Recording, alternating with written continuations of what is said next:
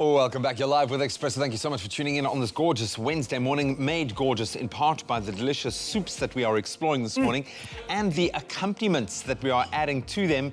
We have done some very creative things with our baby marrows, our courgettes a little bit earlier, and we're going to raise the roof with this next one. This is actually a little bit crazy. Chef Clem is back to show us another one of his super side woolly soup treats.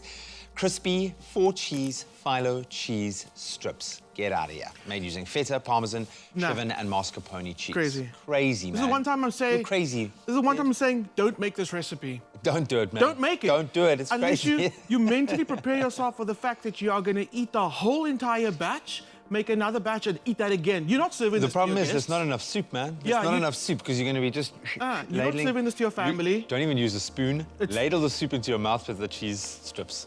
Okay. When I came in this morning, we made 4 of these little jars. 2 of them gone. Really? It's bad. I mean, can you just listen to this? I don't know who had anything to do that. Listen to this, like...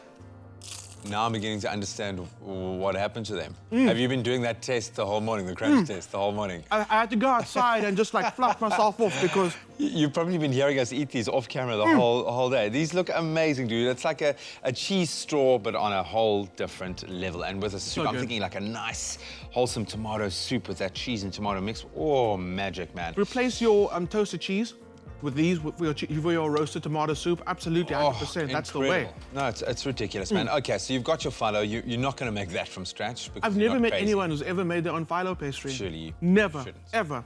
But yeah, you get these, and the thing about Phyllo pastry is it does dry it very quickly. So when you work with it, always have like a damp cloth on the side. Okay. So while you're working with your one little batch of pastry on the side, the other side's covered, which stops it from drying out. You don't want to when it does dry out, it goes extremely crackly, fragile. You can't work with it. Okay. So let's show you how I make these bad, very bad, delicious straws. Bad boys, we're going to call These bad boys, honestly. So what I do is I take a whole big batch of you can see how it comes in beautiful sheets. Sure. Yeah, you can totally take baby Georgia, put it to bed at night and just take these just like... Swaddler. Yeah, absolutely. No, they're amazing. And I think the skill that goes into actually preparing it is phenomenal. But you buy it. Don't even attempt to make it. What you're going to do is you're going to cut down in the middle. You're going to create layers of your pastry, and the more layers you create, that's the more crunch. The more crunch. We love crunch, and so we're going to do a nice double layer. So I'm going to wrap this up. I don't want this to dry out to the side. That. So the trick to getting those beautiful layers and to stop them from sticking together and to getting that perfect crunch is to brush it either with butter or with oil. So we're going to use oil today. Cool. Butter is also delicious when you get that beautiful butter flavor in between. But we've got a million like different cheeses going on today, so we don't need that extra rich. Yeah, there's ample. So for our cheeses, we're using some cream cheese with some parmesan. We've got some cheddar. What's my other cheese? How could I forget mascarpone? Mascarpone. And what's really nice is you can add a bit of like a lemon zest because the mascarpone is very creamy but very neutral in flavor. Sure. So a bit of that lemon zest will actually lift it. I think it'll go really well with this recipe. Yeah, no, I like that. Cool. So brush. Another layer. Every layer that you add, you want to brush. Okay. So brush again. Originally, I said do 2 layers of pastry. I'm gonna go 3. No one's around to stop me. So I'm not allowed to go immediately. I can't go within 2 meters of you, so I can't stop you, man. There we go. So that's going to be the one layer, and then we're going to sandwich it between another layer. Okay. That sandwich is going to be the cheese filling in the center. So brush again. Get it all over there, just like that. Cool. So now we got our 2 little pieces that are going to be used as the sandwich for our rolls, our little straws. Done. How does this come to you? Like, do you have a moment where you're eating a soup and you're like, you know what I need right now? I need to be eating this with a crispy strip of Phyllo pastry with 4 different cheeses. It's just weird, actually, and I'm glad that you asked that question because I do dream about food. I'm not even playing. I dream about food. I'm going to dream about food after this, dude. I'm not... and then I wake up in the morning and I'm like, yes, that'll totally work.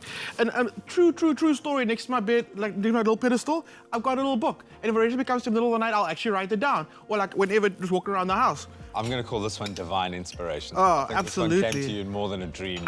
This was given to you as a gift. Absolutely, but also... So you're mixing all the cheeses together. All the cheeses going in there together. What I also love is the fact that you get inspired by like everyday life and like coming here like and hearing what like one of the cameramen had for dinner last night, and you're like, you know what?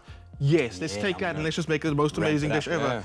Yeah. And we are blessed because this is a very foodie place. So, you know, there's a lot of creative discussion, and our viewers are awesome. You guys are amazing with your input as well. Everyone's always got something, a spin on it, you know? It is so true, and our viewers do inspire us a lot. I mean, especially when they have their requests. So if you have any requests at home and you want to see a recipe... How about like a 6 cheese? A 6 cheese? We will do that. Like, what about like a 6 cheese like pizza? No sauce, just cheese, garlic, base. Do it. Write it in your little book, dude. Dream about it tonight and write it in your little book. And then make it. As long as we have Ryle on the side to balance out all the deliciousness that we're eating, then it's totally fine. Ryle, you better be on our side, dude. You better be there, man. Yeah, and it's all about the balance in life. Cool.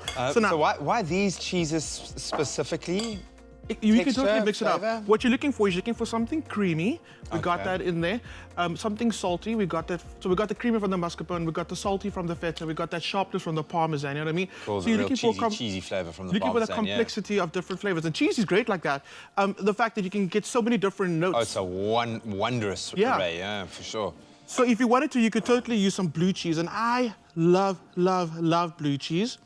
The stinkier, the better. Yeah, for sure. So a blue cheese in this. My grandfather gave me was like the smellier the cheese, the better. Yeah. Exactly. I love it. So you're just gonna press this down like that. Get your hands in there. You can use a spatula. I just find your hands work so much better. What you're gonna do then? Cover them just like that. Cool. Cut them into little straws. Brush it with a little more oil. Sprinkle with a little bit of sesame seeds. They go into the oven. Look how easy it is to prepare these straws. They come out.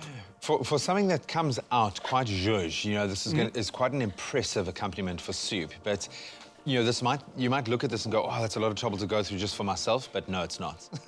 You can just make these for yourself. No one even has to know that you made them.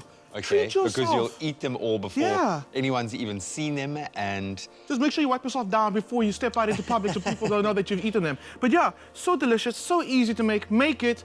This is mine, all mine. You've earned the right, man. Well, I cannot wait to hear what new recipe has brought you in a dream tonight, but this is Chef Clem's absolutely beautiful 4-cheese Phyllo pastry. I'm going to call them straws because I like the idea, but they are beautiful cheese strips that will be the perfect accompaniment for a gorgeous soup, and soup is on fire at Woolies at the moment, so treat yourself today.